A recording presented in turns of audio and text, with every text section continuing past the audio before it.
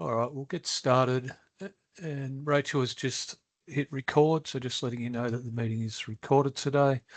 I'm based in Darwin on Larrakia lands, but Pairing Skills would like to acknowledge the traditional custodians of country throughout Australia and their connections to land, sea and community, and pay our respects to the elders past, present and emerging, and extend that respect to all Aboriginal and Torres Strait Islander people today.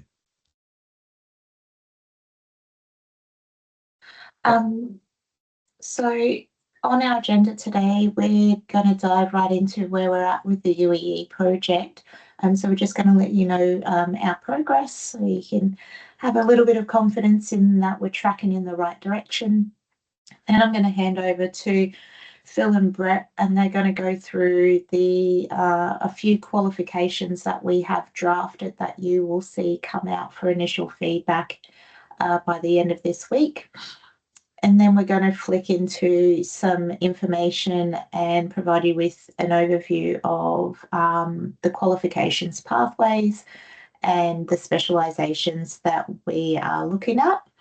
And then we're going to open the floor for matters to discuss and close out the meeting. So I will go to the next slide. Right, with this particular project, just remember if you haven't registered to keep up to date with the project, on the slide there you've got the QR code, which will take you to the project page on our website. And just a quick overview, we are reviewing every qualification in UEE from the Cert 1 through to the advanced diplomas, and we're making sure that the qualifications align with one another, but most importantly, aligns with the job role outcomes and the workforce needs. And on top of that, ensuring that there is a logical progression from the Cert 1 through to the advanced diploma so that we are embedding a lifelong learning culture within the industry where you can use the UEE training products through the life of your career. And while we're doing all of that, we are, and we'll talk about this later, we are looking at, as part of the qualification reforms, consolidating duplicate qualifications into single qualifications with the core and specialisations, which we'll talk about later. If anyone's been around long enough with the UEE training package, you would know that there are significant overlaps and duplications across a number of quals. So we're looking at all of those things and merging qualifications where we can to make it easy for the end user to know their lifelong journey pathways. What you'll start to see in the qualifications that are shown to you today is that the weighting points within the packaging rules have been replaced with defined core and elective unit choices. This aligns with the training package reform as well as the 2025 training package organising framework requirements. In terms of the units of competency, what you'll start to see when they start to be released is that they are written for clarity and consistency of delivery. To the point where the performance evidence will be in a sequence of the work as opposed to alphabetical order. So just making it a little bit easier for you as the trainer or the RTOs to understand the intent of those units.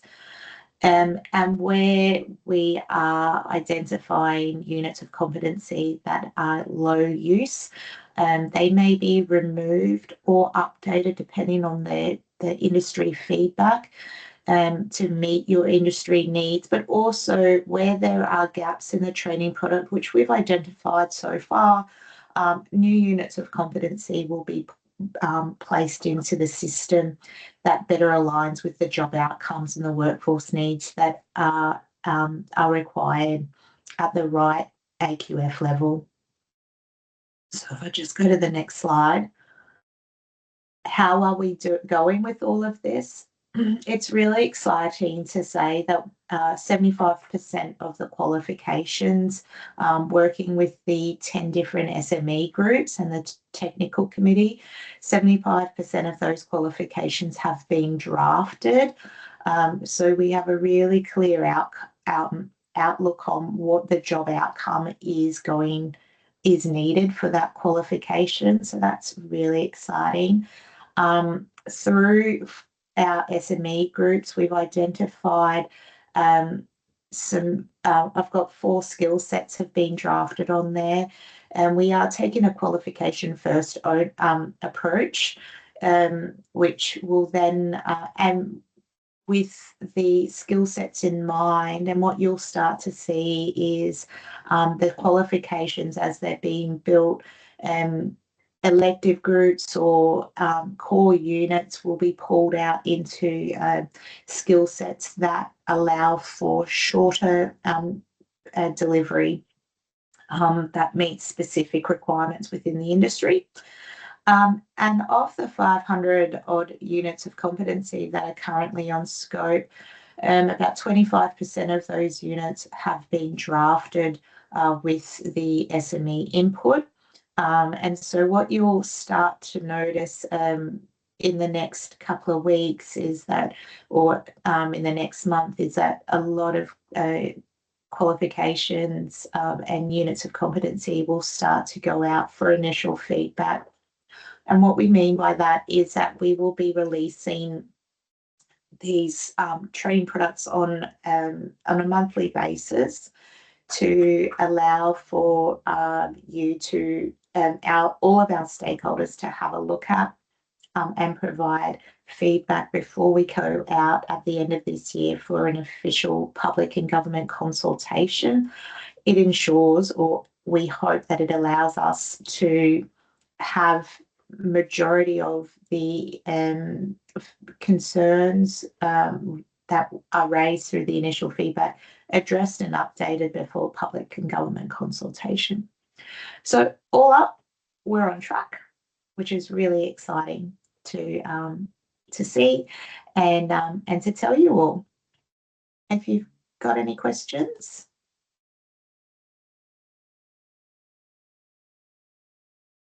No, I'll hand over to Brett and Phil.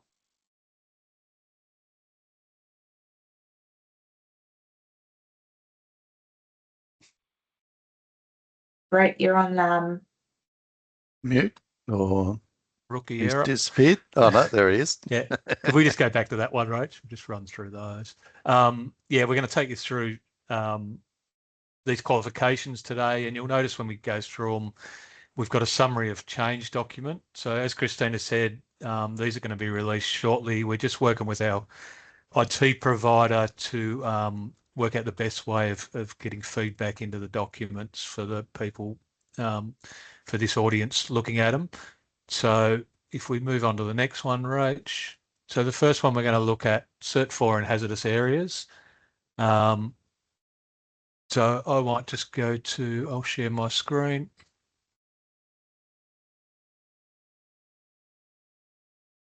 So this is the summary of change document that you'll see for the training products as they get released out, along with the actual draft of the product.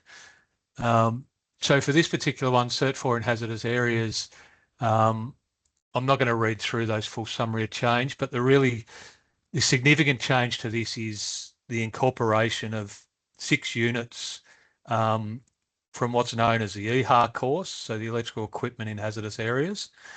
So that's being delivered in various forms at the moment. We're also looking at having an accompanying skill set with those 6 units in. But those 6 units, there was a couple of them that were in the core of the existing qualification, but the other 4 were in the electives. So with the SME group, we thought it was really important that those 6 that are really required by industry were included into the core. So you can see that on that 3rd dot point down there. And then we also put into the core a WHS unit and a planning unit to support the safe practice and work planning expectations at Cert 4 level. So what we found with this was not a lot of people were using the Cert 4. They were just picking units out of it and doing skill sets that RDOs had basically put together themselves. So we identified that if we solidified the core of this qualification to include those EHA units, it might become a more of a used pathway in the hazardous areas space. We've also done a restructure of the electives into elective group A and elective group B. So group A, engineering and compliance, and group B, overhaul and repair.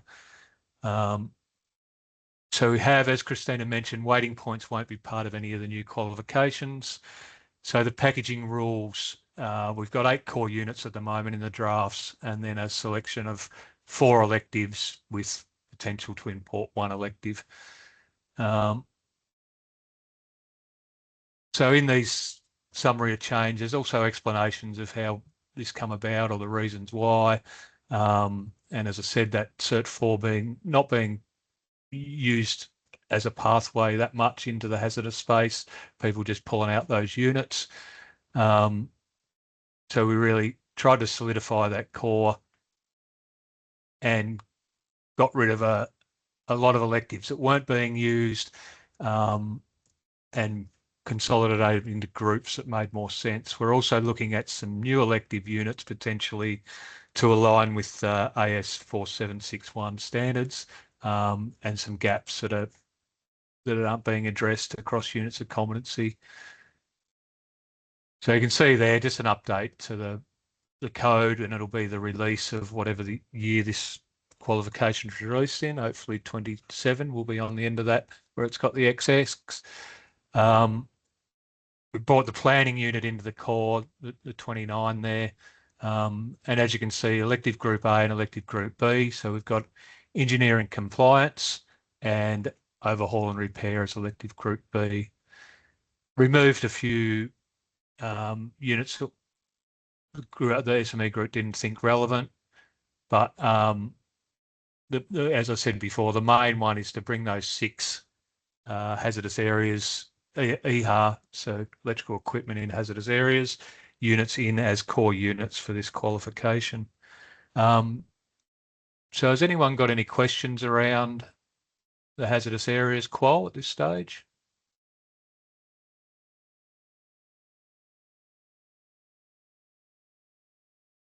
I'll just have a quick look at the actual qual. So these documents will be made available shortly for that initial consultation that Christina was talking about. So very similar looking, the new templates to the old ones, besides foundation skills coming in. At the moment, that level 3 is just indicative because obviously we need to have all the units of competency drafted, finalised before we can assess the foundation skill AC SF levels for the full qualification. But every qual will have that table in it as we move forward, part of the new templating. Also a call out to digital literacy. So entry requirements at this stage in the drafting as they are for the current Cert 4, so a Cert 3 in electrotechnology or an unrestricted electrical license. The packaging rules, as I said, this is where you'll see some change away from the waiting points. So we've got our 8 core units there and then 4 electives, which can be selected from any group or have 1 imported. So just in the red, you'll see when the documents come out, they are suggested drafting to meet those gaps to the AS 4761, which is used in the hazardous electrical equipment hazardous areas space. So I might stop sharing and drop back to the PowerPoint, Rach. Any questions before we move on to the next one?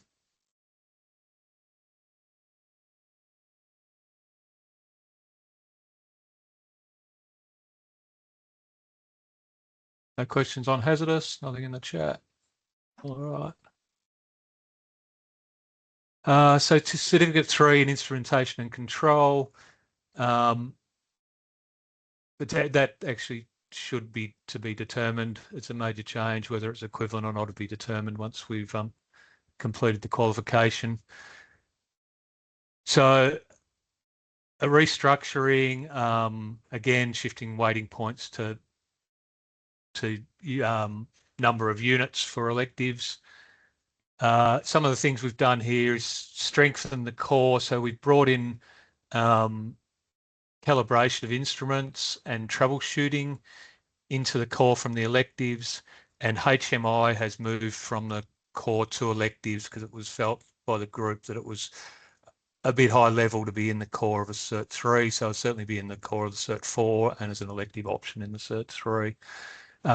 Merged a couple of installation units that were basically delivered together, and added foundation skills as we have, but I'll share my screen again.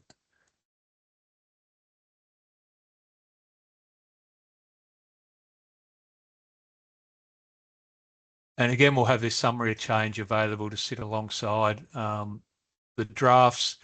So the units removed from the core, there was 3 CD units, so assembly, fix and secure, and also the drawings unit coming out of the electrical qual. So they're all in the current draft of the electrician qual that we'll look at later. They're not there, and because about between 95 and 98% of students coming into this qual are coming in through the electrician pathway, they wouldn't have those units as they have in the past, and they'd need to be delivered in this qualification, which the SME group thought wasn't relevant. There's the drawings, for example, there's an instrument and control specific drawings unit, so they felt that's a lot more appropriate. The hand and power tools type stuff from the other CD units, they're going to pick up, make sure we pick that up in the install. There's quite a few install units in the refrigeration qual, so they'll be picked up there. There was also a restricted electrical unit which has been moved to the electives because again, majority of students coming in holding an unrestricted electrical license aren't actually required to do that unit, but it still needs to be RPL'd or something to be signed off for the qualification. So if we move that in the elective, it can be picked up where required. And I guess the other one here is if we go down,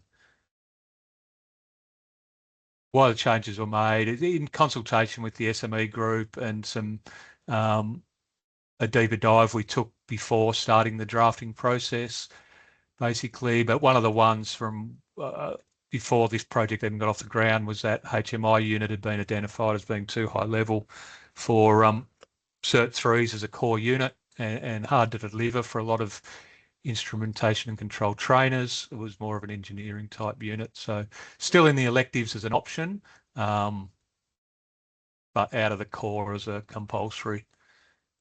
So I'll just go down to the actual qual to just talk about. It's not there. But we have basically got, the qual will be attached to your copy, but we've what we've done with the elective groups is streamlined them a lot. There was a lot of maintain documentation type units in this qualification. So we've really streamlined them into a Group A and a Group B. Group A, if you could share that PowerPoint again, be great, Raj. Group A, instrumentation and control electives, and Group B, electrical and electronics electives. And what we've said in the packaging rules is that there's 4 elective units in total, but 2 need to be taken from Group A. So you have to do at least 2 of the instro and control electives, and then you could do 4 from that group, or you could pick 2 from the electrical or electronics if you needed, say, your restricted unit for licensing. So any comments, questions on the Cert 3 instro and control? No, we just had one question going in, and Christina said there that we'll discuss that in the matters for discussion, but Jake's just had a question about the packaging rules, but we could probably cover that off once we get a bit further down in our presentation. Yep.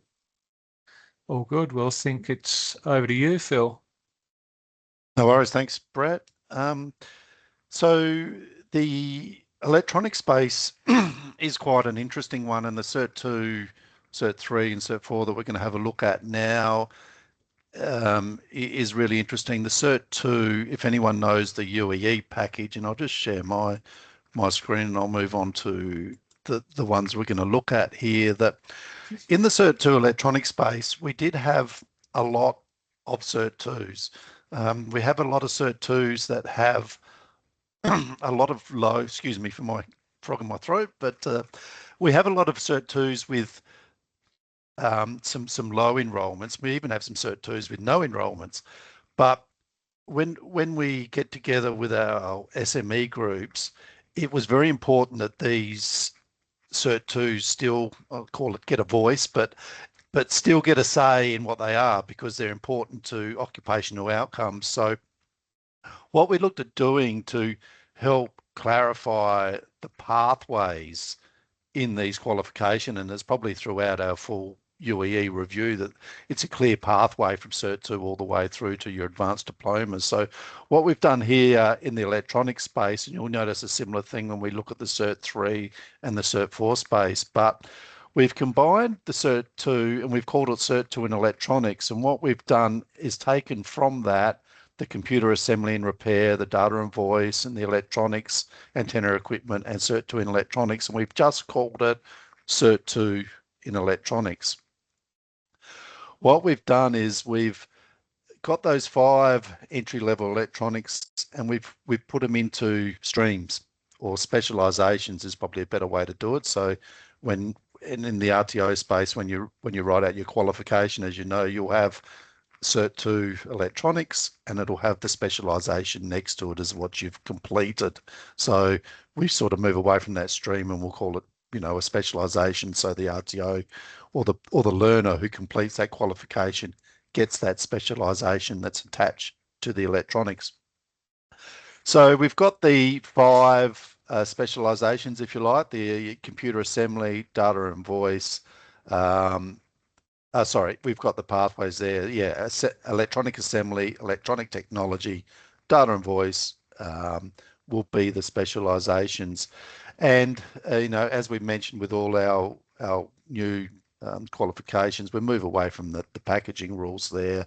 And we have a model that looks at 6 core units and 5 electives, depending on what your specialization is.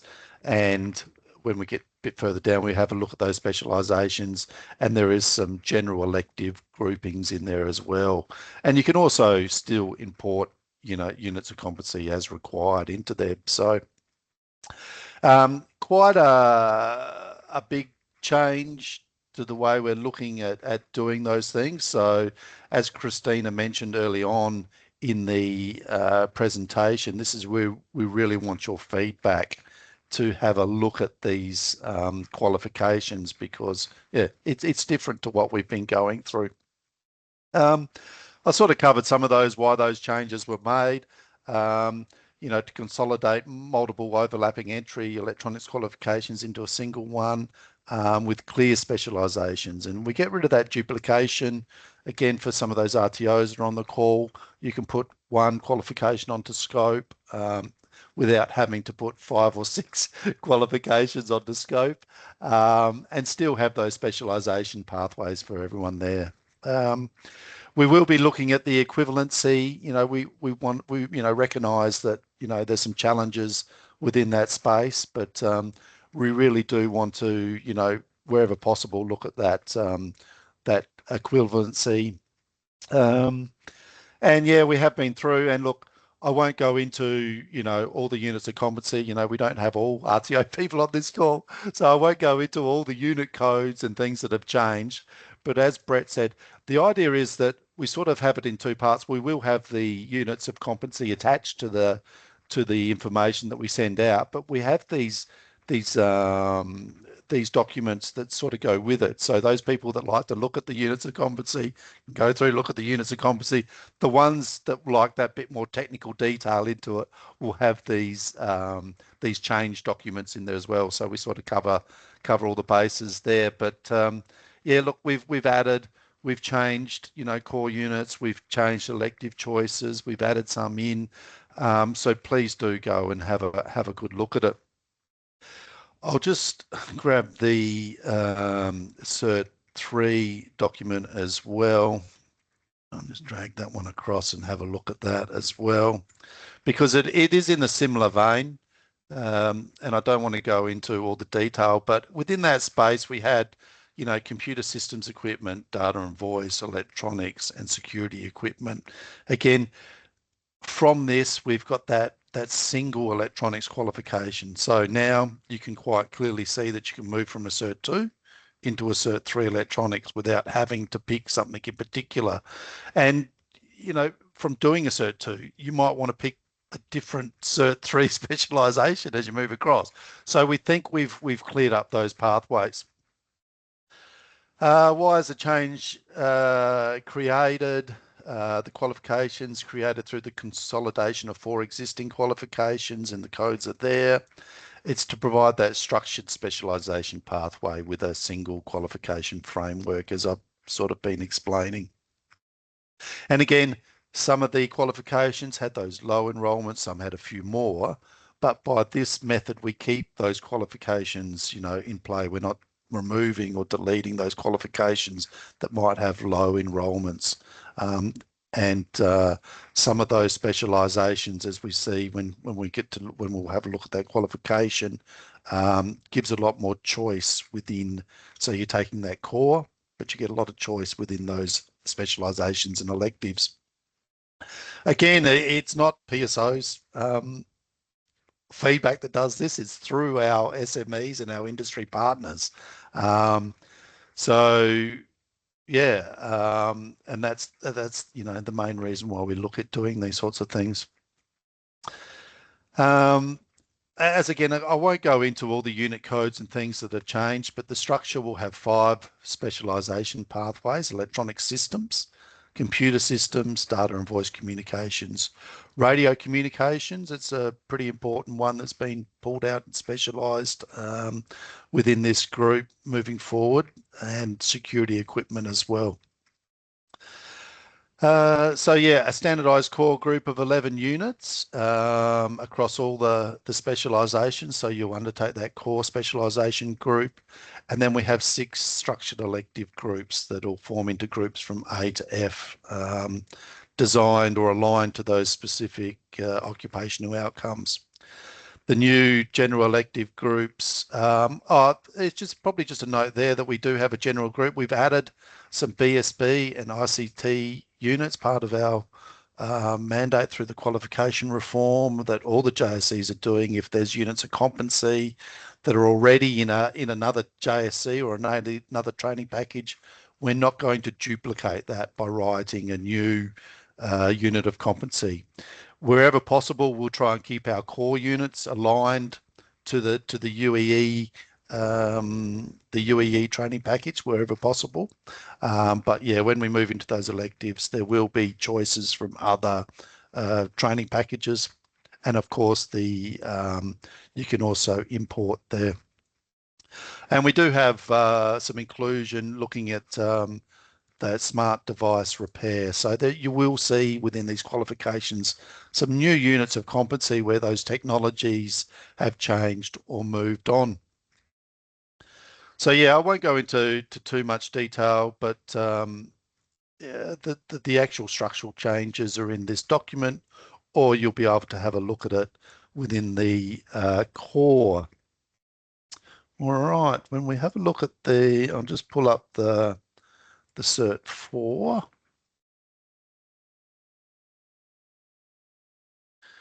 And oops, this one has well, I'll just move back up to the top here. So again, the Cert 4 in electronics. So now you can see that pathway from the Cert 2, Cert 3 and Cert 4 is quite clear. And then if you were doing, for instance, data and voice within your Cert 2, you can follow that through to your Cert 4 and onto your diploma and advanced diplomas. But there was, again, a lot of crossover within this Cert 4 space, and consolidating those qualifications into a more simple structure gives that a clear pathway. So the Cert 4 in electronics consolidates 3 Cert 4 qualifications in this case. It was computer systems, electrical data and voice communications, and electronics communications, so into that single qualification. This one has a 13-unit structure, so 7 core with 6 elective choices. So you notice as we move into those Cert 4, because this is like a post-trade, it's come through that Cert 4, there's a slightly smaller core within here. We're still looking at the entry requirements here, and as we said, these are our draft qualifications, and we're looking for that feedback as we're going along. So if there's something that you see you like, something you don't see, give us some feedback on it, and we can look at that within our SME groups. Yeah, so the idea here is that there's 6 clearly defined occupational outcomes through this qualification here. I'll move down. This is all about our units of competency that we've moved, changed, and put in and out. And I think this one, because it's getting close to finalisation, we actually have our qualification attached to it. And I thought the Cert 4 one would be a good one to have a look at. So what our new structured, as Brett sort of looked at there, there's a few things to be determined, like that won't be done until the outcome, once we've determined what our all our units of competency are to do those foundation skills. But looking at how this might look, with the different elective groups there and what we're looking at, you can see, and again, this might be written slightly differently, but you'll get the idea of what we're trying to look at through here. Our core units, with still some stuff in red that we're looking at doing a few bits and pieces from, a new working title for a new unit of competency there. So that's our core 7 units that we're talking about. Then we move into that general electives that I mentioned had the BSB and the ICT there. Electronic technologies would be the other group. Computer systems, data and voice are sitting in there with some ICT units again. Our radio communications that I mentioned there, that is becoming more important these days in different areas as technology changes. We're looking at some technologies around this, and the wording might change to some of these groups. And we've also got a drawing and design pathway in here, noting quite well that some of these, when we use these imported units, they do have some prerequisites attached to them. So we'll be looking at investigating that a little bit further down the track for sure. Yeah, so that's a pretty good idea of where we're going with our Cert 2 in electronics, and happy to take any questions if there's anything come through in the chat around that one. Brett or Christina, have we got anything, questions in there at this stage? I've just been answering the questions along the way. So thank you. their draft change summary documents, will they be viewable? Yes, we're just working with the IT department on how best to get it out to you in a format that allows you to write onto the document. The way that our systems are working, it requires you to download and upload, and that just isn't feasible. We don't think that that's the most appropriate way to gather your feedback. So we're just working with them on how we can make it a live document, so to speak, for you. And then the other question was from Greg in terms of the foundation levels. So you'll see it in 2 spots at the end of this project. So in the qualification template, we're required to provide you with the foundation level outcomes, which is the combination of that qualification and what the student should be able to do for each of those levels once they complete the qualification and receive the qualification in their hot little hands. And so you'll see those levels on the qual document. Underpinning all of that, each unit of competency will be assessed on foundation skill outcomes as well. Those assessment levels will be included in the companion volume. And if you're well aware of our companion volumes, we have a workbook, an Excel workbook with all the mapping. We anticipate that a new sheet will be in there for you for all the ACSF levels for every unit of competency. So you'll be able to see at what level the literacy and numeracy will be for each unit in that document there. Any other questions? Any comments around the Cert 2, 3 and 4 pathway for electronics?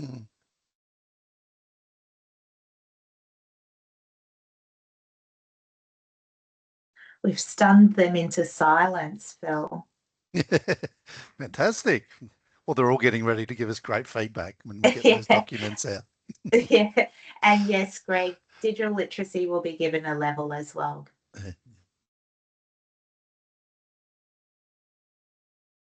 Okay. This might get them talking.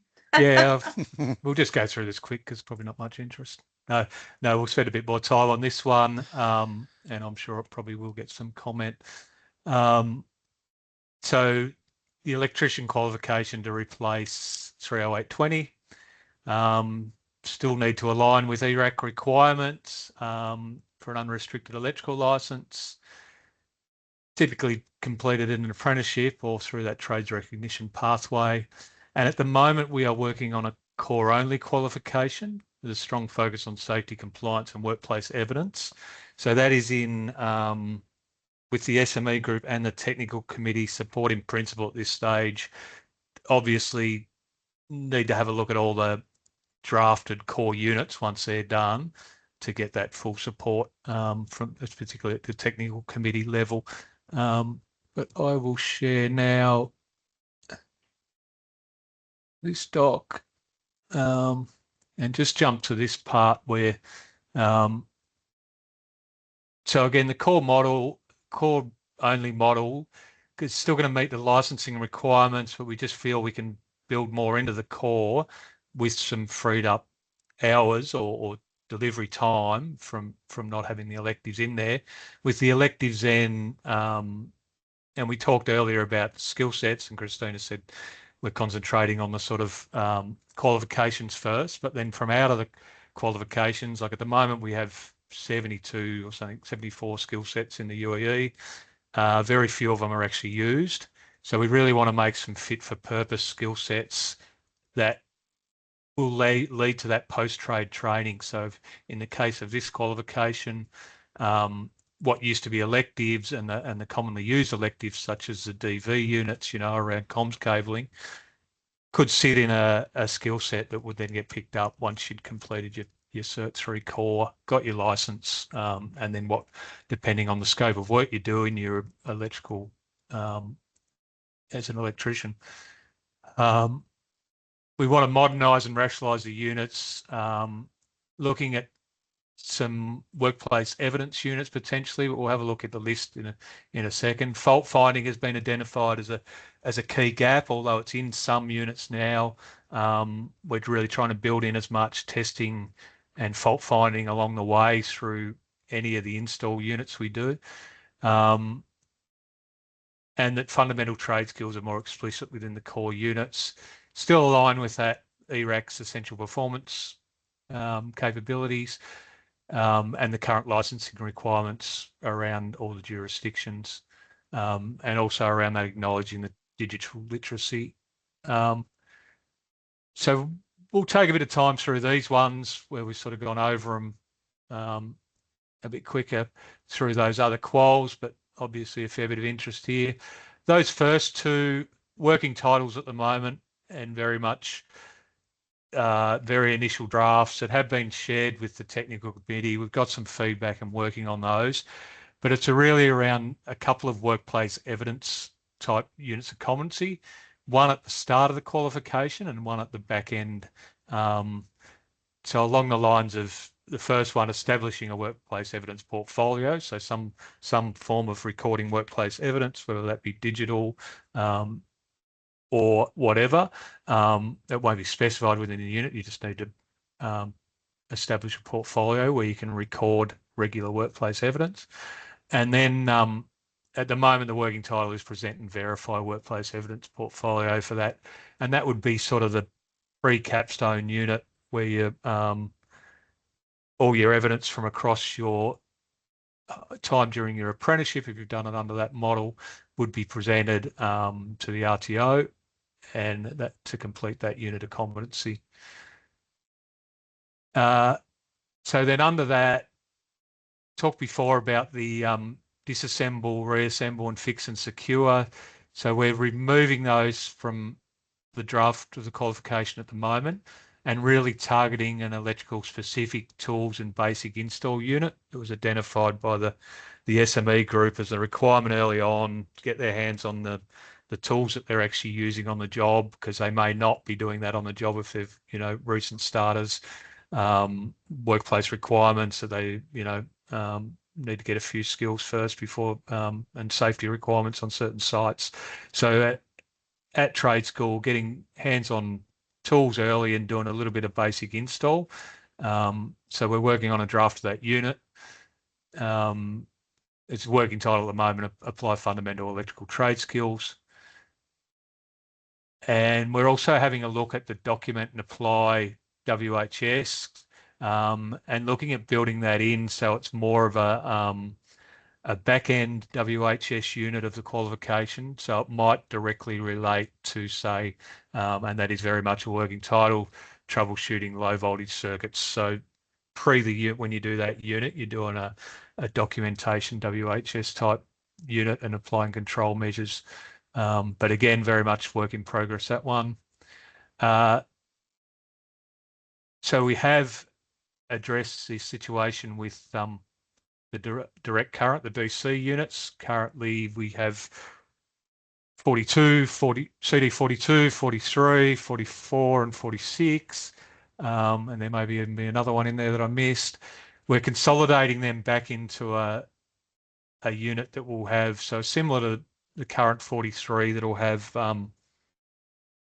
single and multi-path units in one unit.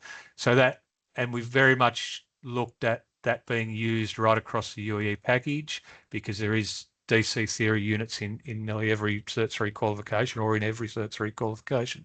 So we wanted to make it fit for purpose that it could be used broadly, in electronics, in electrician, in refrigeration.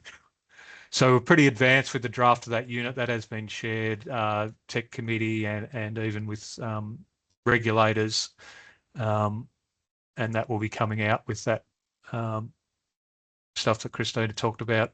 I'm getting out later this week. We also, through a project we did a while back with the UET low voltage rescue from a live panel, it was identified in that unit was being used, the UET unit live panel rescue, very broadly in industry. It sits currently in the Cert 3 electrician qual, and that's not actually what it's designed for, is what it's being used for outside of the electricity supply industry, which is that UET package. So we're developing a more generic perform, and again, working title, perform low voltage rescue and emergency response. It will sit in the UEE qual, and specifically in this qualification, but could also be picked up as electives or a core in other quals in the UEE space. And also the use drawings and apply standards to install and test low voltage electrical wiring systems. So we're looking really at here that the current EL33, the termination unit, and the current drawings and specifications unit CD51. So CD51 we are retaining, but not in this qual. And again, we've made that because it was very electrician specific, but used in something like 72 other qualifications, where it talked about underground consumer mains and points of attachment, etc. that really related directly to an electrician, yet it was being used in Cert 3 electronics and security, etc. So we have made a more, and the CD's cross-discipline common unit. So we've made a new version of that CD51 as a common unit that can be used across discipline. And as part of that, we've really targeted a specific electrician's unit to replace that and the current EL23 unit. And the 3 units, EL09, 8, 9 and 10, as they currently are, previous in the 11 qualification were G33A. We're looking at merging back more into that model, but also updating and bringing in a lot of the new technology that sits around that space. So currently the lighting, heating and socket outlets unit, they sort of get known as, bringing them back into one, but also looking at what new tech needs to go in there, what old tech needs to be removed, etc. So really, that will be basically a new unit, but with the content, relevant content from those existing heating, lighting and socket outlet units. And as I said, we've removed 19 basic fabrication and fix and secure CD20. And we're also removing the apply environmental sustainable procedures in the energy sector as a unit and just building on what's already embedded in each unit of competency at the moment around that sustainable approaches to working.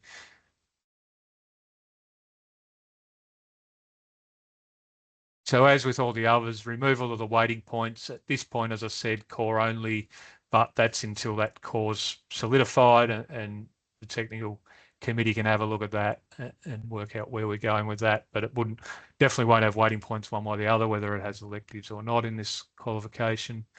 So as I said before, still meeting all the licensing requirements, still meeting the ERAC essential performance capabilities.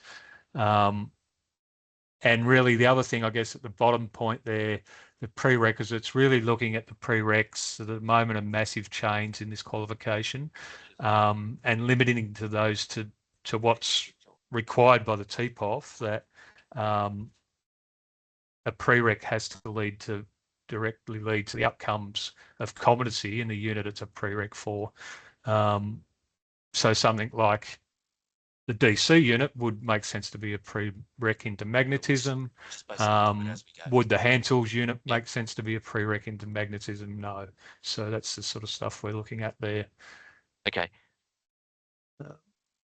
I'll just go back to you, Rach. We did have a couple of questions coming in, Brett. We just had one, and I can answer them or you can answer them. How many units would possibly be deemed equivalent was coming in from Kathy. And I suppose the answer to that one is we just haven't finished with all the units of competency as yet. As I mentioned with a lot of the other ones, like with the other qualifications we've been looking at, look, we want to try and we know when things aren't equivalent and how hard it is for RTOs and that sort of thing. So we do want to try and make as many as possible equivalent, but we do need to review them all and make sure they're in current technologies and everything's being introduced. So, you know, if it was an EL unit before and it's pretty much going to be an EL unit again and all the content's the same, it will be equivalent. Brett mentioned just there at the end about those 8, 9 and 10s. If we're separating, combining units, those sorts of things will probably not be equivalent. So yeah, we've got a little bit more work to do then. One other question there was around, is the core only units fit into 3 years of training? Again, once we've finished the qualification, we can have a look at those. We haven't really touched on those volume of learning, but it comes back to what I think it was Jakes who was asking about the packaging rules. There's a little bit to play out within that space yet. So stay tuned, I suppose, is what we're trying to say there. And it will become clearer as we get to the end of finalising the qualifications. Yeah, that was about all, I think, for now. Yep. If we maybe flick to the next slide, Rach, just based on that last question. It will help, yeah. Yeah.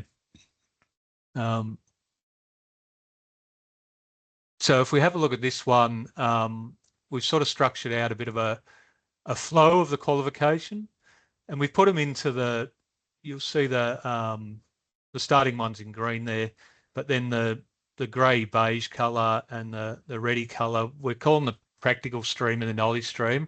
And look, we know that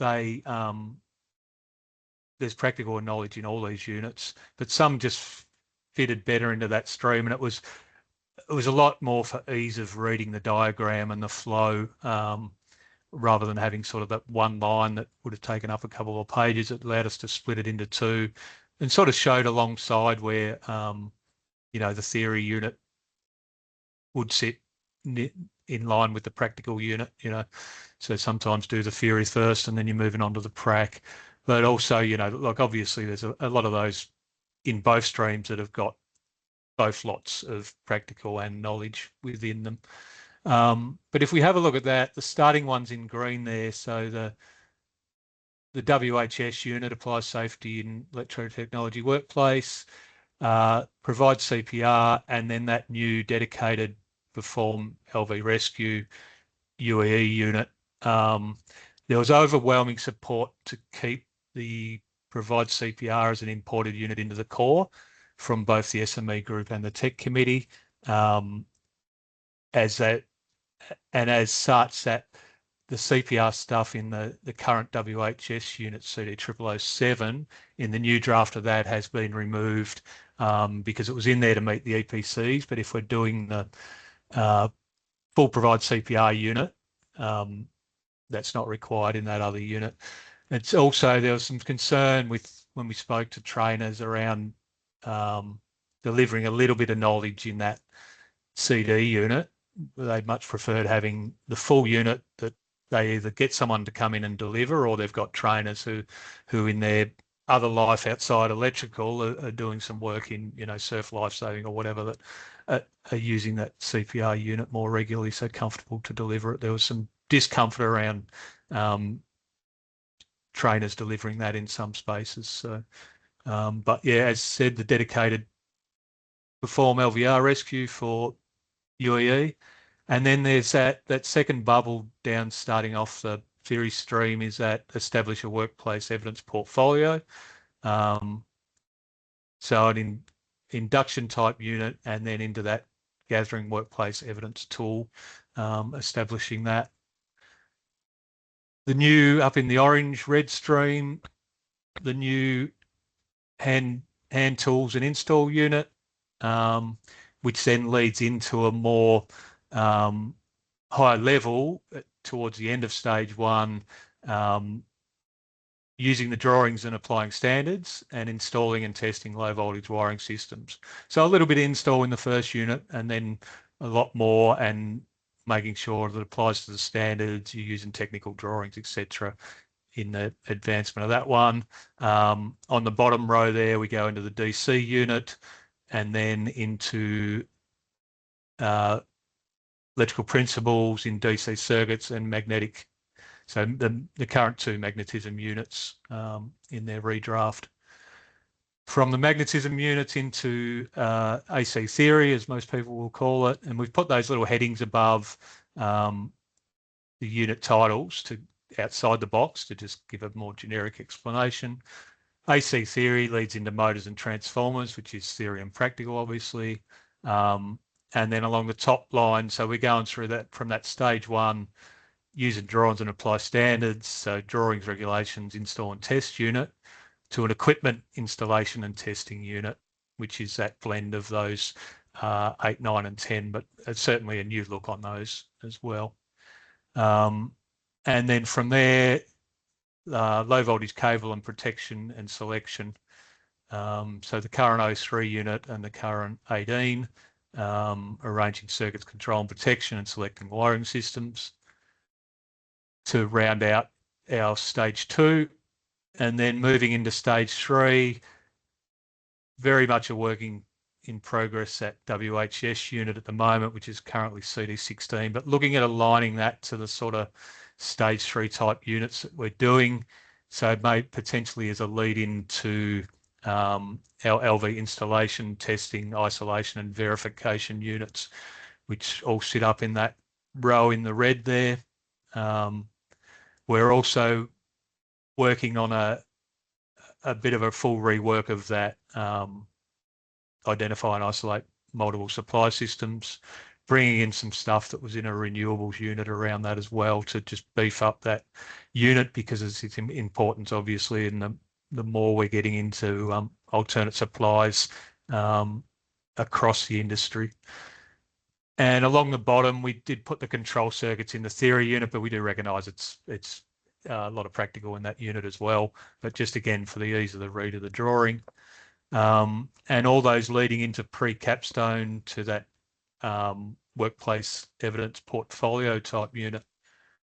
So I might just open up the questions, or there's a couple of questions in the chat. Yeah, there's a few questions coming in the chat now, which is good to see. We've got, where are we up to, Andy? Andy was asking about the workplace evidence, and I can explain that one, Brett, if you like. So we are looking at having 2 units of competency around the workplace evidence.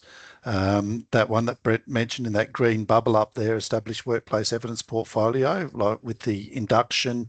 So you would start your workplace evidence tool or gathering tool in this one here as part of your induction. Still continue to complete workplace evidence and then finish it down before you complete those final units, the EL39. We will look at proposed now is to remove those hashtags from the actual units of competency, and working through ways to, within those 2 units of competency, to make sure that workplace evidence is we have a good method of collection for the apprentices to present that workplace evidence towards the end of the apprenticeship. So still a little bit to go in that space.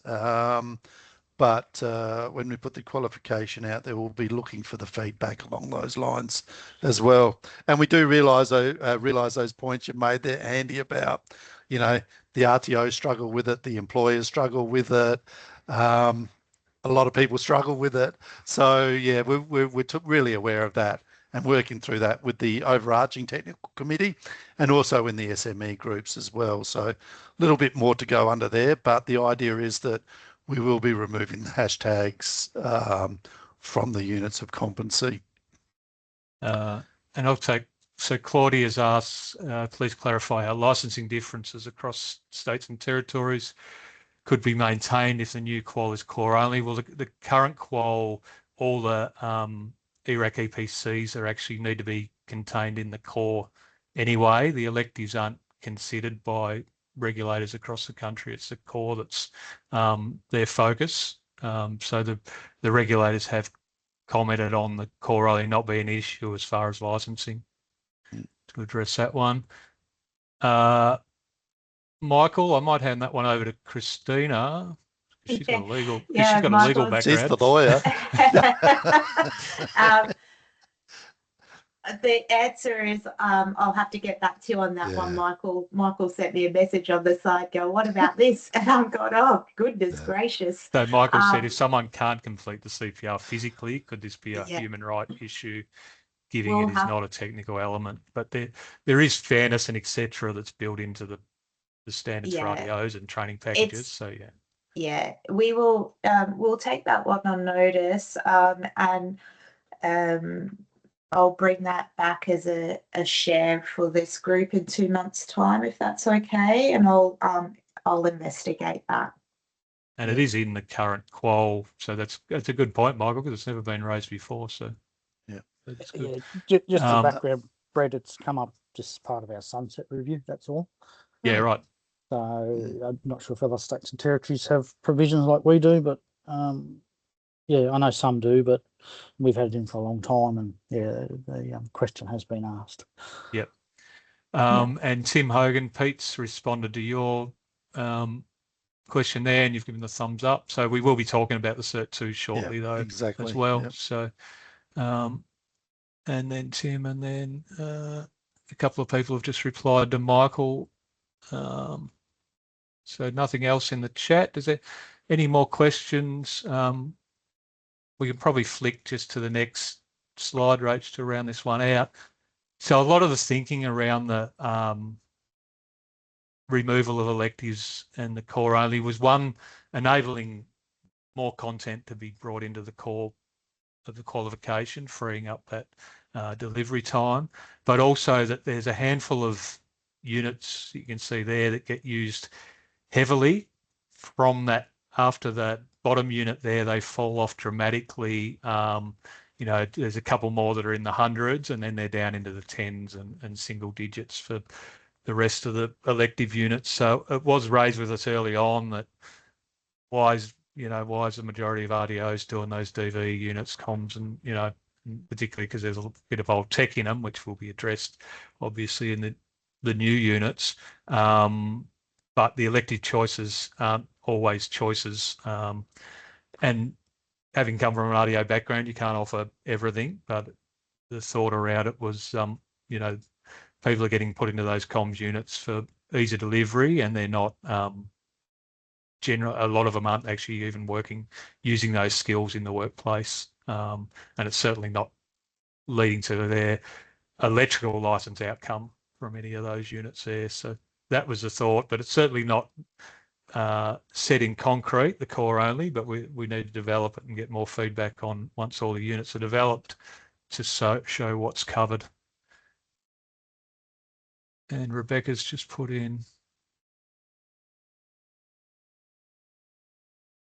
Yeah, we will take that the question around the CPR offline. I will find out the answer. I'm pretty sure that the HLT package, the companion volume, would have something in there for us on this matter. So I will look into that, and we will send out some minutes of this. So or if not, I will send you, we'll address this in the next meeting, or I'll put it out as a progression note update on our website to let you know. So any questions around before we move on? The Brett Upton's question around 3 years. So we've suggested, like we've just shown in that that flow diagram, that it would go across 3 stages. How you would deliver that, and in what time frame, that would be dependent on your RTO and your jurisdictional requirements in terms of training contracts. So Brendan, Phil, did you want to add any more to that? No, I think you probably said it there. We can suggest the flow and how the unit should fit together. You know, obviously there'll be some prerequisite requirements to the units of competency, but as Christina said, it's up to the RTO for that final delivery. We can put the suggestions into our companion volume to help with that delivery. But the idea, it's always been up to the RTO and how they deliver the qualification. It's competency-based training. And although it leads to a licensed outcome, those restrictions around years, etc., for an apprenticeship is to do with licensing and regulation, not actually the qualification itself. So and Brett's just put in that chat there as well that it is mostly based around the VIC purchasing guide. Well, that's right, and PSO doesn't have a say in what the VIC purchasing guide does, because that is about funding, and we know that RTOs are driven by funding, but I suppose in a roundabout way, if those RTOs are looking for guidance and they are driven by funding, then they will look at the VIC purchasing guide, but we don't have a say in the VIC purchasing guide. They determine that. So yeah. And what the question around anticipated timelines to implementation, Alex, did you just want to elaborate on what you mean by that question?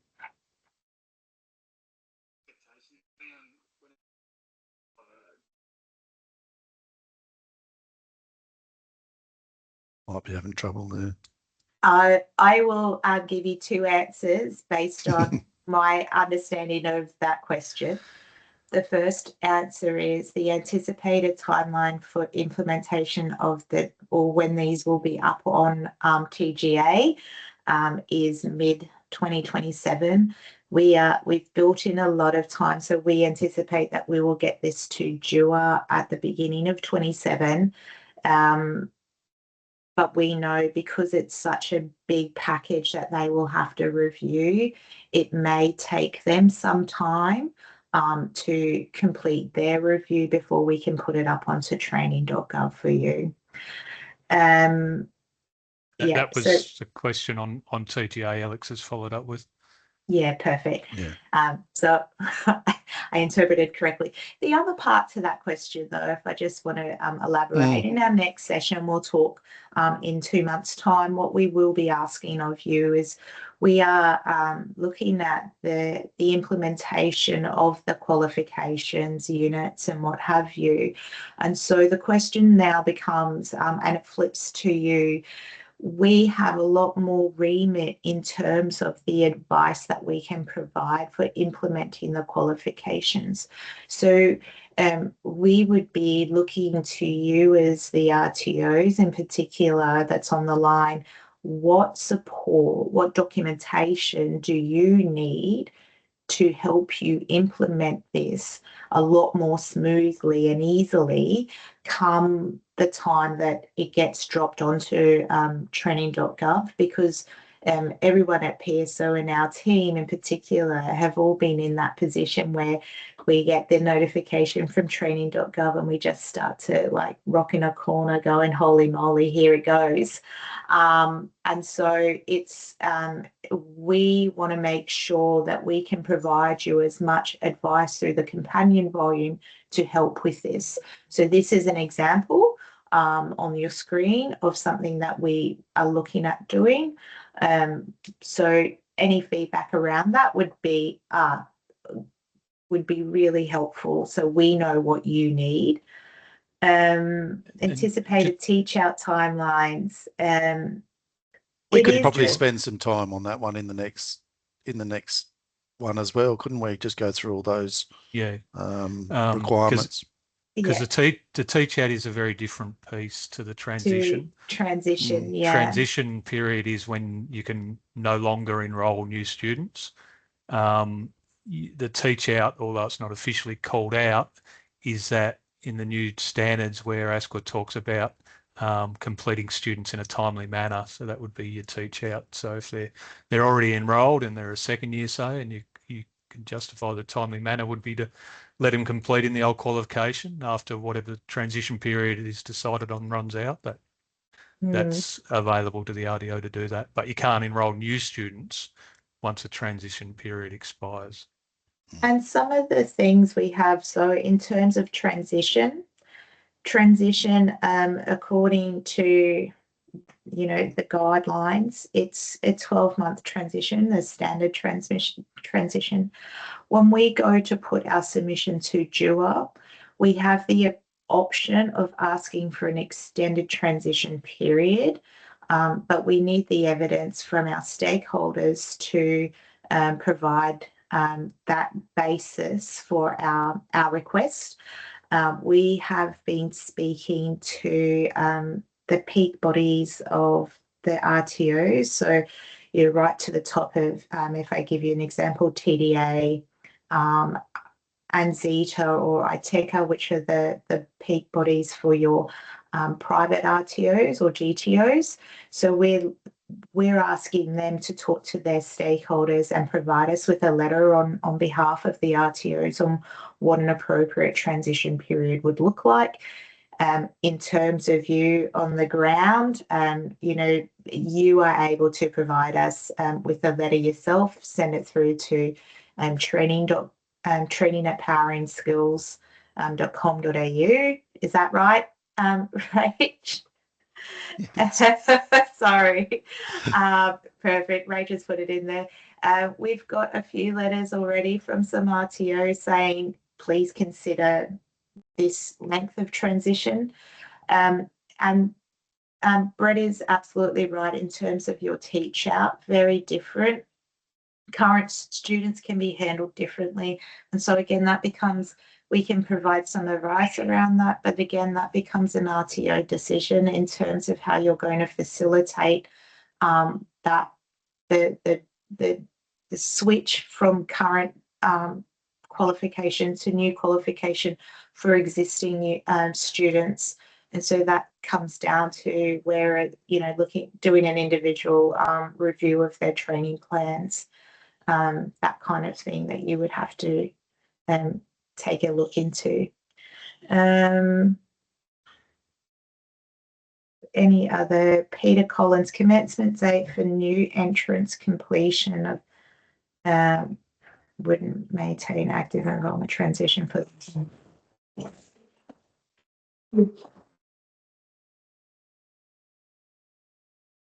I think Pete's just explaining what their approach would be, I'm thinking. I think Peter was just commenting as a summary of what you were explaining about the transition post teach out when you put that comment in there. That's what it reads to me. Yep. Yep, and trying to minimise the transition, so we're not transitioning. Yes. 90% of apprentices, we're transitioning 10 or 20, not all of them. Because if we do it wrong, like we've done every other time, all of a sudden we need every unit already all at the same time, and it's just never been right. So let's try and get this one right. Oh, PD, no one ever's done it wrong. Sarah? No one's ever done it wrong. That's funny. The ETU has concerns certainly on this subject as well, just with regards to lengthening the time apprentices are in their apprenticeship for, in some cases when it's not done well. And also we don't want to see students out there having to repeat a lot of stuff, obviously understanding that there will be gap training required for some. And in other cases, we don't want to see those queues to get into trade school get longer and longer because of this implementation and transition process. So we'll certainly give you guys a letter to express our views. I met with our apprentice coordinators across the states and territories the other day, and they were very vocal about that when we were discussing this subject. Perfect. Thank you, Sarah. Appreciate that. Wow. Any more before we move on? Yeah, I was just going to jump in. Having watched transition teach out and the things that both Peter and Sarah were just discussing, and everybody I'm sure has experienced, I think that the timeliness and prompt transition to the new qual actually fixes a lot of those issues by themselves. Sure, there's some work that we can do around, perhaps softening some of the symptoms, but I think work up front from both, this is a lot of work for us to do, but that's part of our IPM process, is to ensure that it's smooth for RTOs so they can do it swiftly. Yeah, because the quicker you do it, the less chance you're going to have of going in and teaching units that aren't going to be equivalent in the new qual. That means that those apprentices are going to have to do additional rework, right, which disadvantages them, which then we get into those same scenarios that Sarah was just talking about. And we've heard a lot about extended qualifications and apprenticeships because of, rework and perhaps, confusion around the whole process. So the earlier every RTO can get on time, get them on, the better. And I think everybody would agree with that. But I appreciate that all of those RTOs are going to want a fair bit from us to support with that, which is what we're working towards.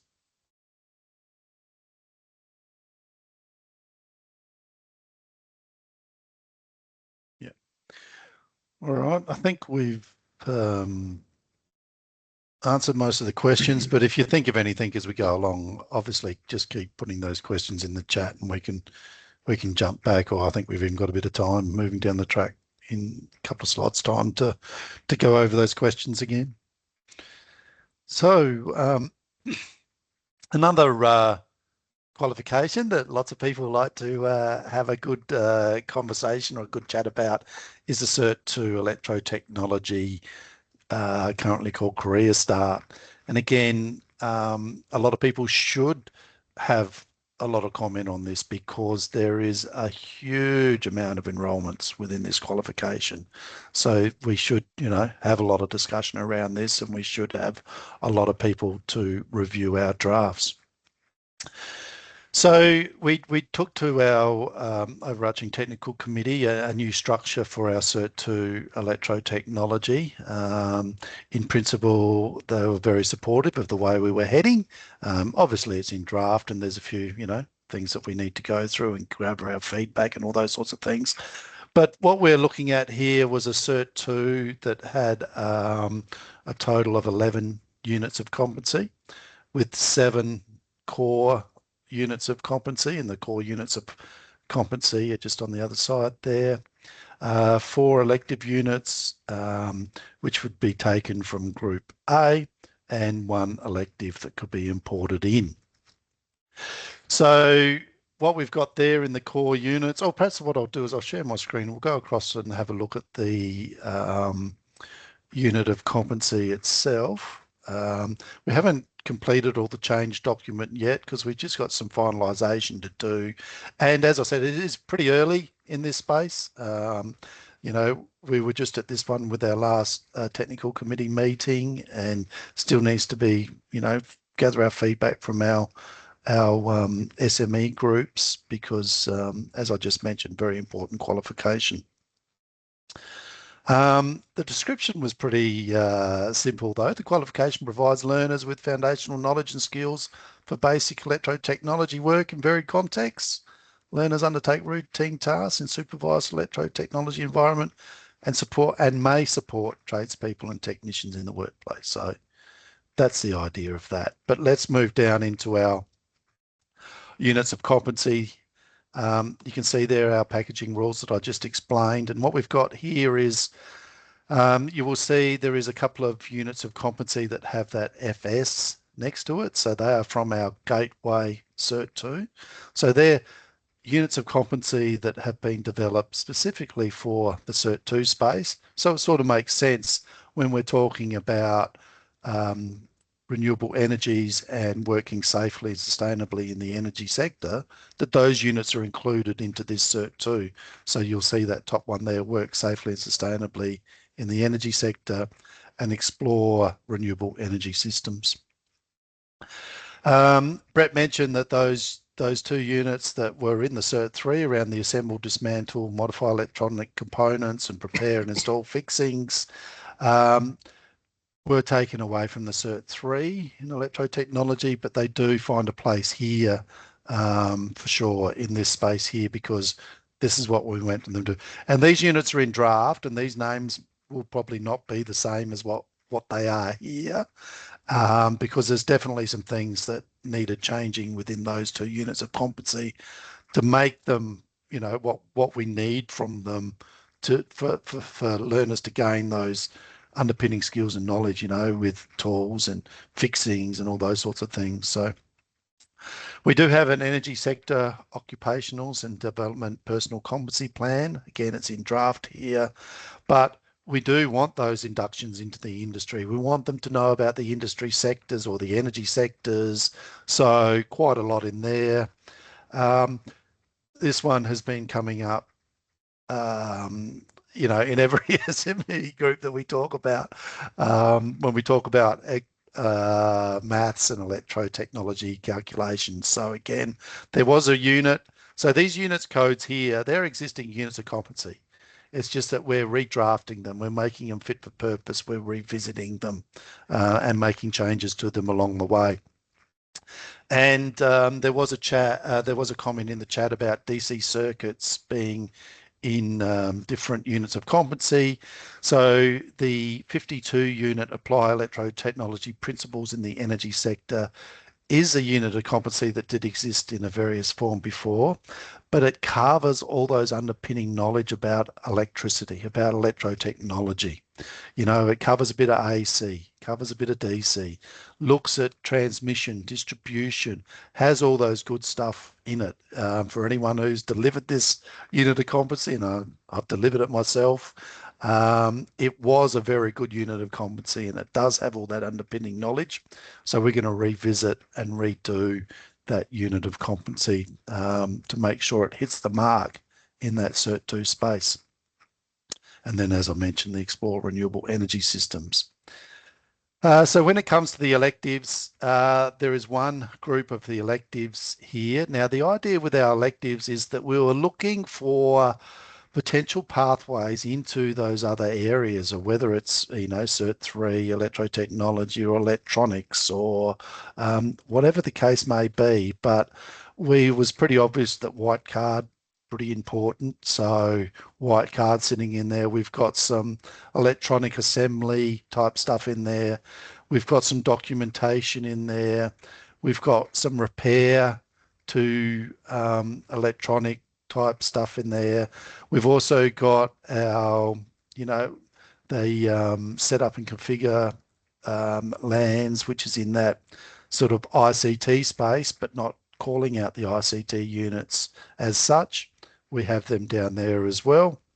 For those people that like to import the ICT, and we have the BSB units in there as well around service to customers and supporting wellbeing in the workplace, and some communications in there as well. As I mentioned earlier, we're not looking at just using or rewriting a UEE unit when there is potentially a better unit of competency that already exists.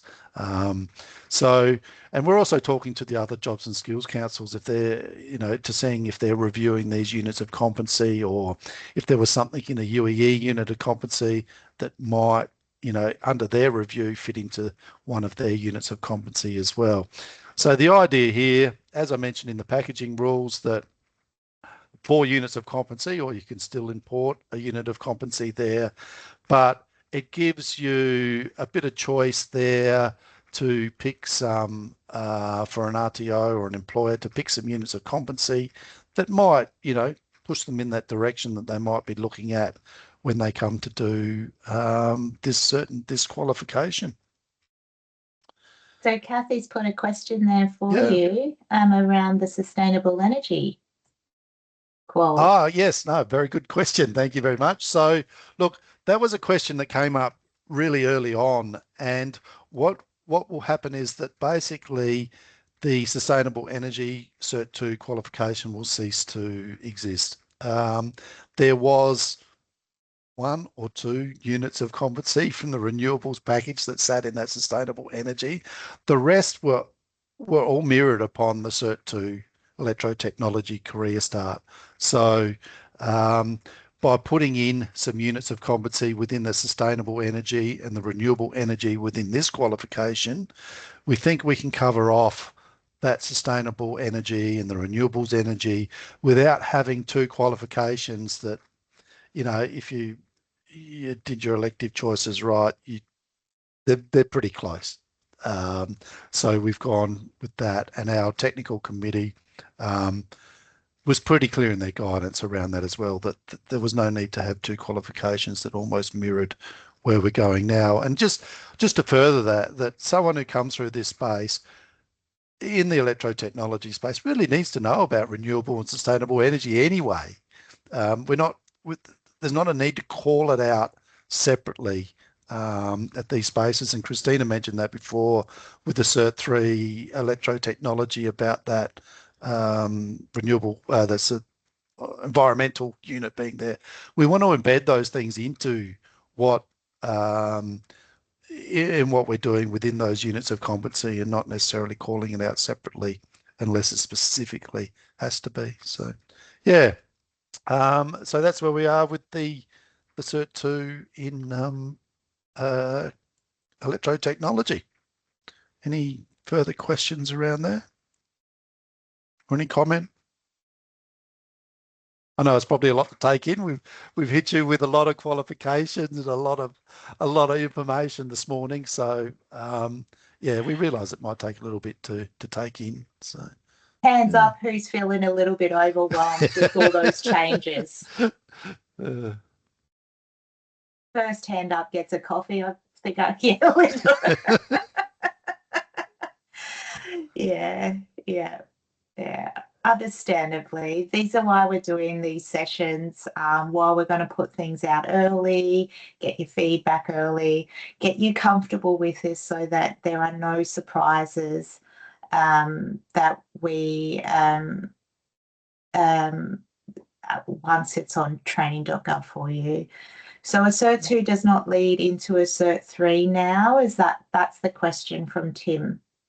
So the underpinning knowledge certainly does, but there won't be direct credits if that's what you're asking, Tim, from Cert 2 to Cert 3 level. But serving as a Cert 2 and providing that underpinning knowledge, so that's around that. Phil talked about the maths unit, and we've also got that apply electrotechnology principles, which would give you some underpinning stuff to move into that DC unit, but we're not going to put a DC unit in here that belongs in a Cert 3, if that's the question. And Andy Heath had a question about the nominal hours, and so it can fit into delivery within a year. Look, when we were putting this together, we realised that there is a lot of secondary schools that do use the electrotechnology qualification. So it was into consideration about, you know, how many units of competency are in the core and how many units are in the elective choices. But again, it's sort of around that Cert 3 question of, you know, how long should it actually go for? You know, we put it out there. We put the units of competency in the qualifications based on the industry feedback and our SMEs. And yeah, you know, we have a suggested deliveries in this, and again, we can add that into our companion volumes. But the nominal hours and funding, yeah, very hard for PSO to get involved in that. But our idea is that yes, it should be delivered within those timeframes you're indicating. And we also have the gateway qualification, which absolutely is currently gone to skills ministers for the final endorsement. That was primarily designed around that bed in secondary school space. It can be delivered outside of that, but there was a lot of thought put into how that could be delivered in a school environment or in that school program environment, I should say. So that'll be an option.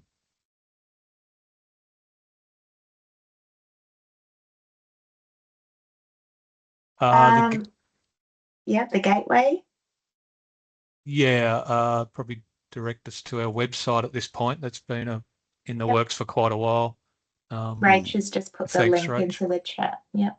Yeah, and as Brett said, that one's just gone off to the skills ministers for their approval, so it's still in that process of the project stage at this stage. Yep. All right. So with all that being said and done, and you're feeling a little bit overwhelmed, let's all just take a breath and let's move on to the next stage of the presentation.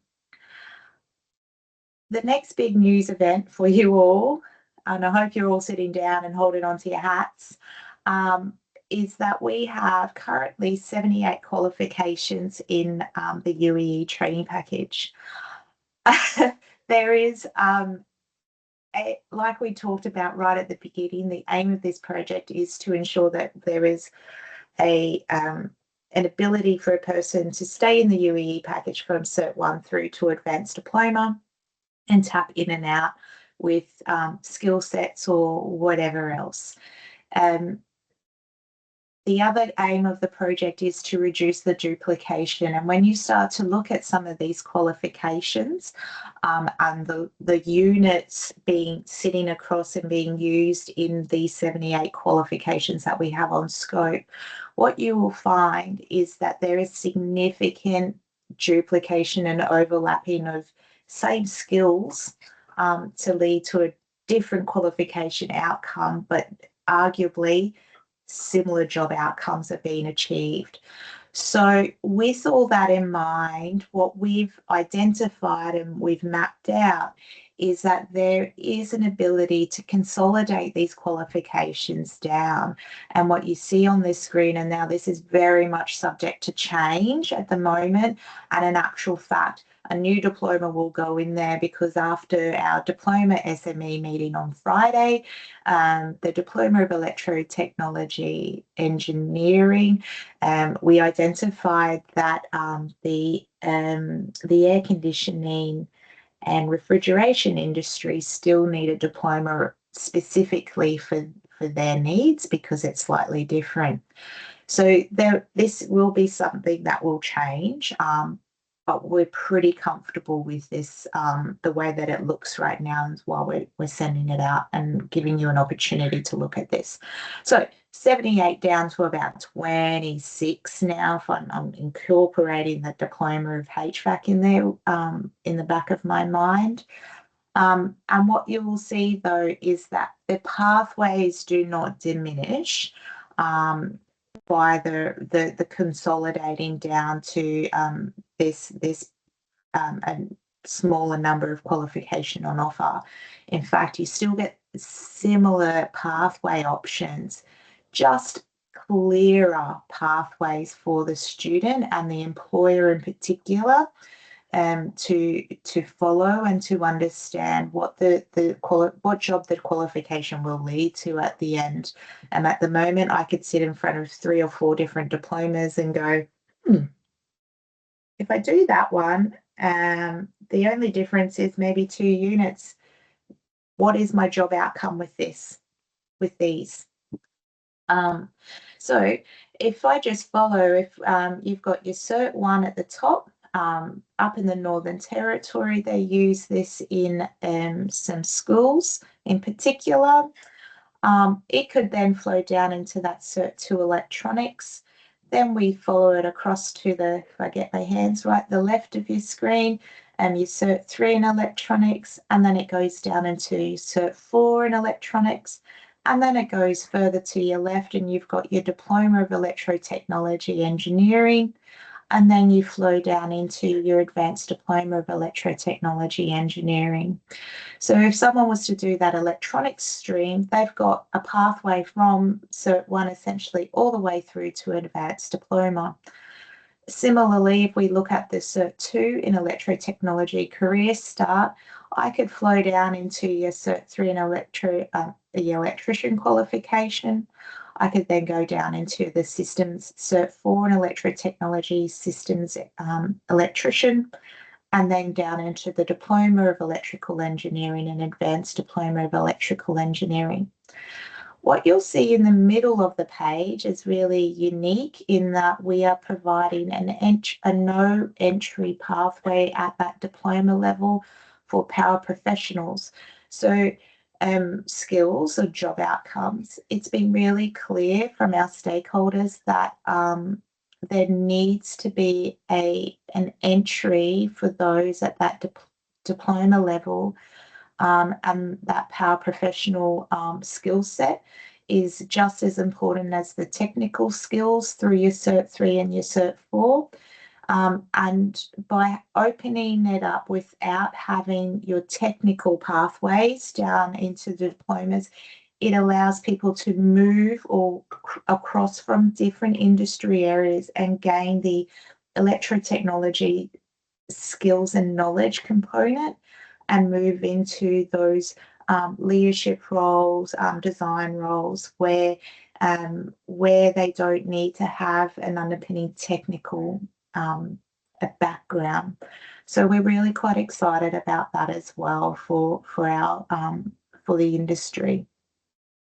You'll also notice that there's a couple of changes of names. So we're working with industry and those stakeholders to identify, well, the qualification may not be fit for purpose. The qualification name might not be fit for purpose anymore. What's the name that accurately reflects the job that the person does, so that we can make the qualification, like when you look at the qual name, people actually go, oh yeah, I know what job that is. So that's the first slide I wanted to show you.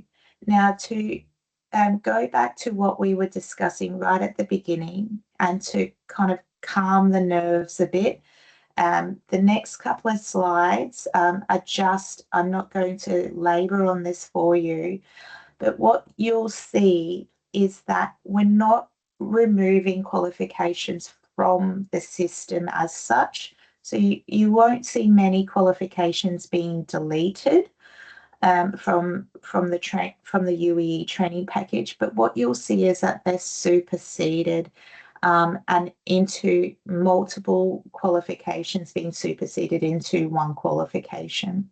So on the screen here, what you'll see on this slide and the next slide is an example of all of our thinking so far. So I'll give you an example. There's Cert 3 in electrical fitting. It's going to now incorporate electrical fitting, switchgear, and electrical machine repair, for example. We talked to you today about your Cert 3 in electronics and it incorporating those 4 qualifications that we touched on earlier in the presentation. Similar to your Cert 2 in electronics, merging those qualifications. So once the recording is available online, we will also send you a copy of this presentation as well as participants. So by all means, share this with your people, share the recording once it's available. And you've got our email now, thanks to the lovely Rach. If you've got any concerns, comments, or any type of feedback on where we're going with some of this, let us know. But do be mindful, it is subject to change as we're starting to unpack even further down into the units, and these things may are modified. Nothing is set in stone at this point in time, I guess, is the question or the comment I wanted to make to you all. Any questions in relation to this? If we just go back to the flow chart, Rach, any questions in relation to these pathway charts? This will be something that will be put into your companion volume eventually too.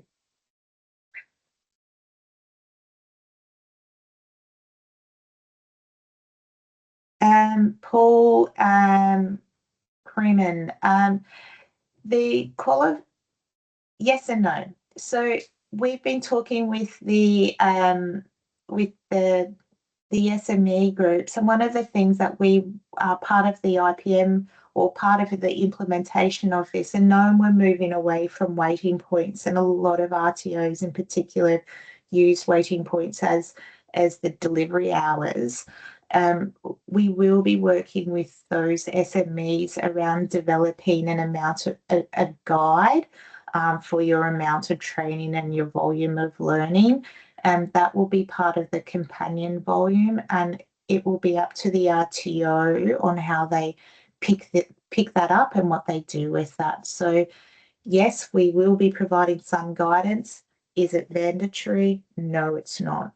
It's guidance. And just with that, and I think Steve Bryant did put a comment in there about that process that takes place. We've been putting a lot of work into, and we'll use EL39 as example because Paul brought that one up. Yeah. We've been around the country consulting on EL39 as part of our mapping project, and if there's any RTOs on here, they'll realise that we've been out to see people face to face. We've done surveys, and we have a lot of information around EL39 in particular, and how we will build that out. And that consultation will take place with those, those VIC curriculum managers. It'll take place with everyone as we build through the units of competency. We're not working in isolation, and we don't expect the as Christina keeps saying, we're not expecting us to dump the qualification on you and say, see you later, we're finished. It's a consultation process that will take place. And if the RTOs have concerns about hours and how long they should be, come and ask us the questions, and we can help out along the way. We're not putting our heads in the sand once we drop a qualification. Yeah, exactly. Okay, so if you've got no questions or comments around this, from my perspective, I guess that pathways makes me really happy. Like I think my the person who took my role, Patricia, is on the line. Prior to this, my job was to get the full UEE across for an RTO, and then we had 28 qualifications out of those 78 on scope. The number of qualifications that one unit would sit across was incredible. I'd be able to fill in the validation register, and it would just populate 28 spreadsheets, but I had to get 28 different qualifications on scope. So it's exciting to see that there is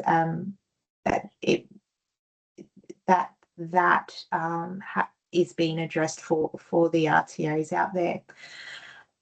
Okay, on to matters of discussion. Now, there was a question right at the top. I'll quickly answer that that Jake's put in there. In terms of the removal of waiting points and the impacts on RTOs, now, waiting points have a flip to this. I think we've just addressed part of the issue around waiting points and how we're going to help RTOs in terms of, we know waiting points are used for RTOs to seek to identify how many hours, delivery hours, for each unit of competency. So we're going to address that by providing some guidance there. The other part to this, and I guess the issue that you have in terms of waiting points now, depending on what units you chose, especially around your electives, would determine how many units the student would have to study to get that qualification. And we know that, you know, the bigger waiting point units would be used over the smaller waiting points, and vice versa, depending, and it would depend on the skill set of your teaching staff.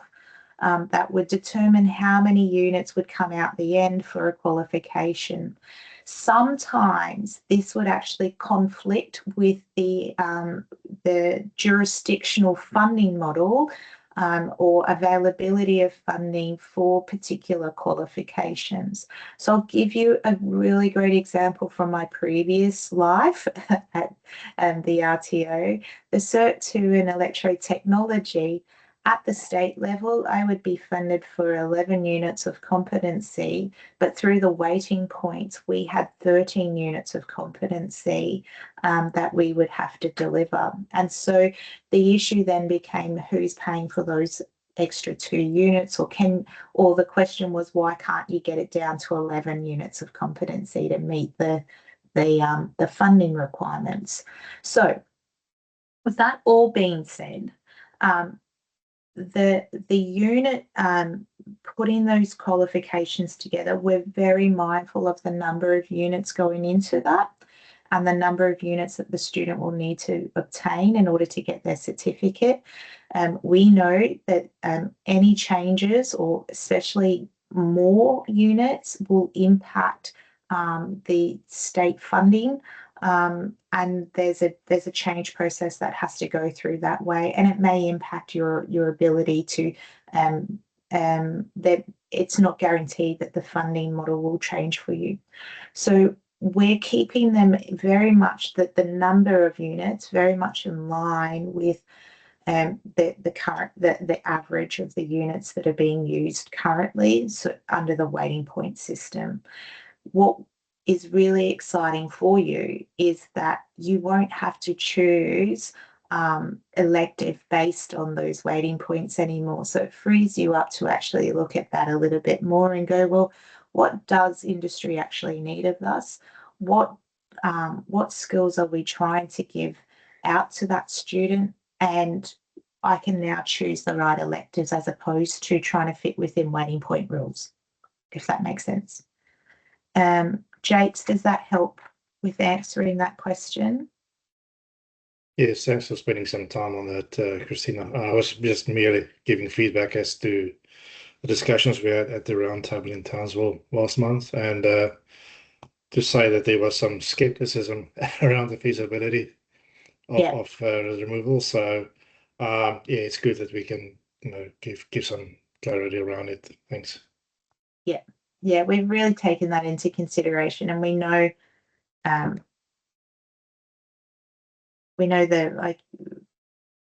pros and cons of it. Okay, on to the next slide. If you haven't, and we've only got 10 minutes, so I'm just going to flick through this. We have our workforce plans survey out at the moment.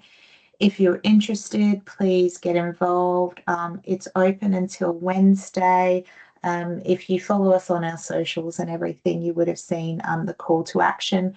But we're just plugging that for our workforce team. Please get involved and answer the survey if you can.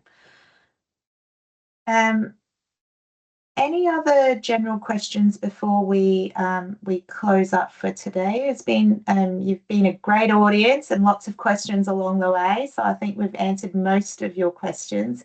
But are there any other parting questions or comments that you'd like to ask before we go back to our day?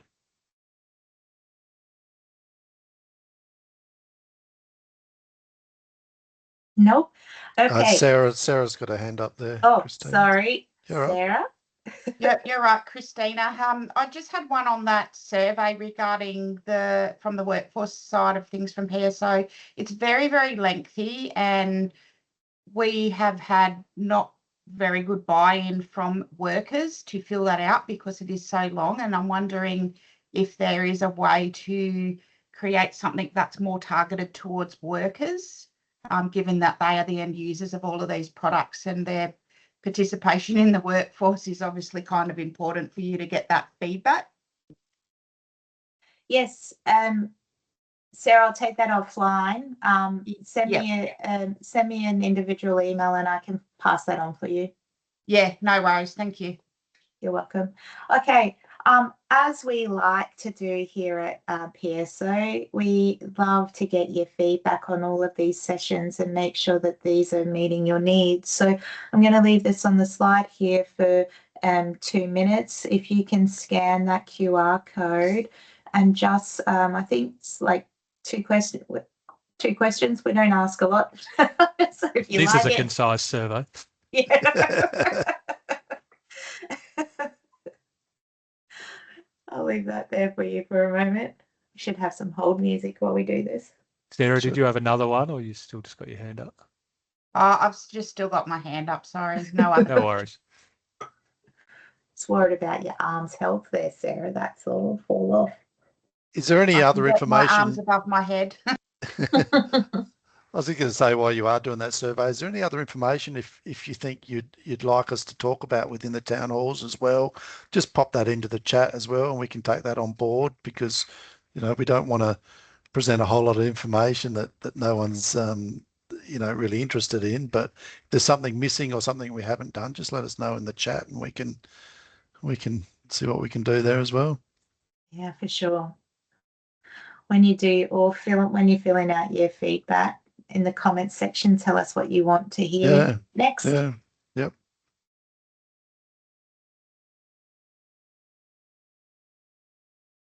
We could tell you so many things. Might not be relevant. Yes, we were very concerned that it was, overload today, but it looks like it's good. So. Okay. So based on all of that, our next town hall, I'll just chuck it into the chat for you. Oh, well done, Rach. Is on the 23rd of June. Please make sure you've got that in your diary. Make sure you register. Like we said, we will provide you, once we've sorted out the logistics of you being able to access those training products, the drafts, we will send you all an email. Whoever's registered for this, we will send you a link to that. We will put it up on the website as well, obviously, and probably and put out something on our socials. But yes, initial feedback is really important. Making sure that you're aware and you're on top of it all, and you've got plenty of time to look at things is our top priority. So that when you get this in 27, there are no surprises and you know what you're doing. And if you've got any colleagues that that haven't registered, you think need to be registering to listen to our town hall so they can get that information as well. Encourage them to jump on and register so we can send out the information to them as well. So, yeah. Yeah. Well, if that's it, we've got 9 minutes to spare, and I'm going to give you those 9 minutes back. Thank you again for all sticking around. Really appreciate it. Have a good Thank you afternoon, all. everybody. Bye. Thank you.